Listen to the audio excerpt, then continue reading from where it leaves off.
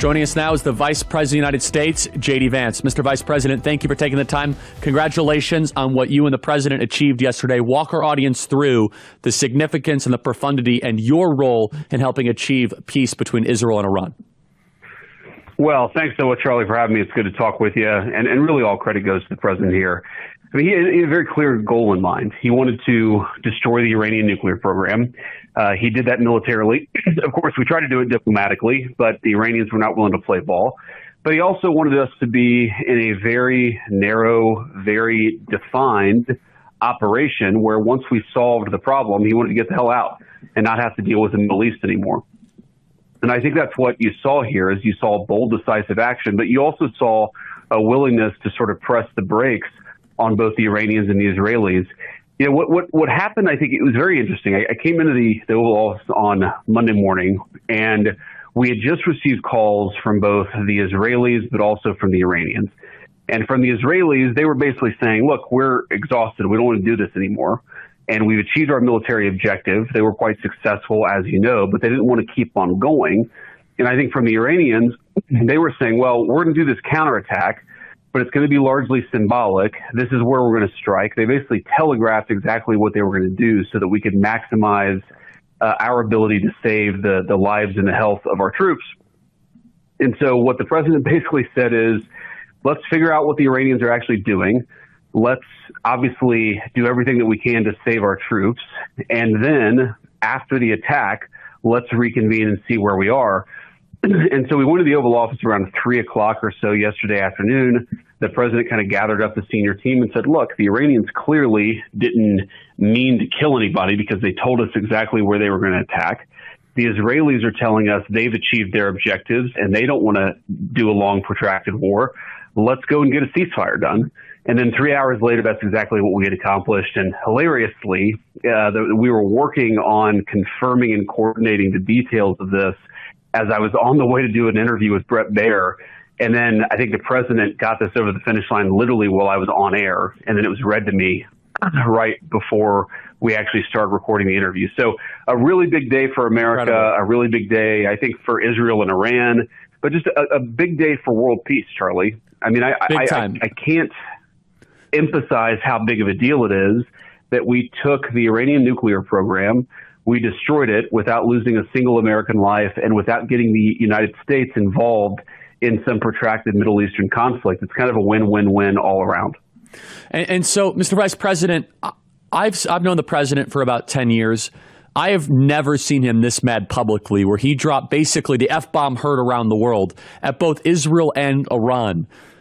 What do you think led to that? He wanted the ceasefire so badly. He wants peace. His driving force is peace, not war, which is such a sea change versus the prior Republican Party.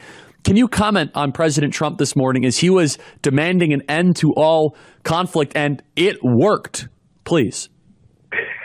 Yeah, so, I mean, look, ceasefires are always a little bit of mess, Charlie, and we don't even know fully exactly what happened. I mean, our understanding is that you know, the Israelis obviously tried to ramp up their campaign towards the very end. The Iranians took a lot of shots at the Israelis at the very end. You know, there are some concerns here because, you know, even after the senior leaders agree to a ceasefire, it takes some time for that message to get down to the commanders in the field. You know, even if the leadership of Iran, for example, says, yes, okay, we'll stop shooting, it's totally possible that there's a guy they can't reach who doesn't realize that. And so it's not even clear totally what happened, but there appears to be one errant rocket that the Israelis perceived was fired at them.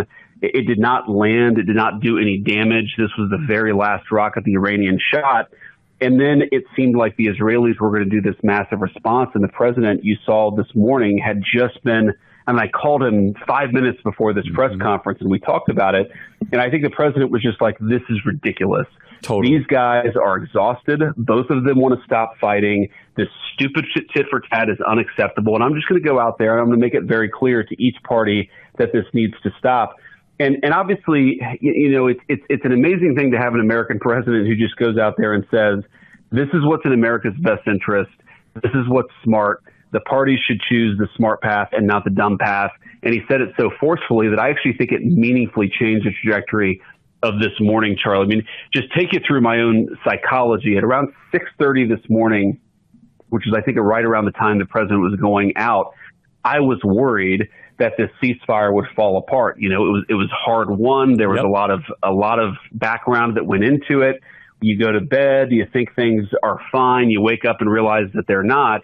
And I really thought around 6:30 this morning the whole thing might fall apart. The president got it back on track as only he can do. It was really amazing. Extraordinary. Last night, there were a lot of doomers, Mr. Vice President. There were a lot of doomers. Yes, there were. And they were like, oh, this thing's falling apart, and Persia's launching rockets and has passed this. And I honestly, I turned my phone off at 1 a.m. Eastern. I said, I'm done. I said, I'm just going to trust the Lord and trust Trump, who I think has the hand of God on him to settle this thing. So, Mr. Vice President, I want to ask you the complexity of being able to have no nuclear program for Iran, to have no troops on the ground, no nation building, and no U.S. troops. I mean, that's pitching a perfect game. I hope everyone in the audience understands how unique and rare this is. Mr. Vice President, can you add more detail to that? Because to have all those no's, no troops on the ground, no permanent war, no quagmire, no U.S. troops dead, and no nukes for Iran, that is a dream. Yeah, that's right. It really is a dream, Charlie. And I think you and I are a similar age. We grew up in the same generation. I think a lot of people in our generation assume that every single time we do anything in the Middle East that is necessarily going to lead to some protracted quagmire. Totally. And the president was just not interested in that. And I think that, yes, the president deserves great credit for destroying the nuclear program and pressing the reset on the Iranian nuke program. But I actually think he pressed the reset button on a generation of failed American foreign policy. He basically said it is actually possible for Americans to go and do important things in the American interest and then to get out. Hold that thought. And Mr. that Vice is President. something that's really profound. For full shows, live and on demand, it's Salem News Channel.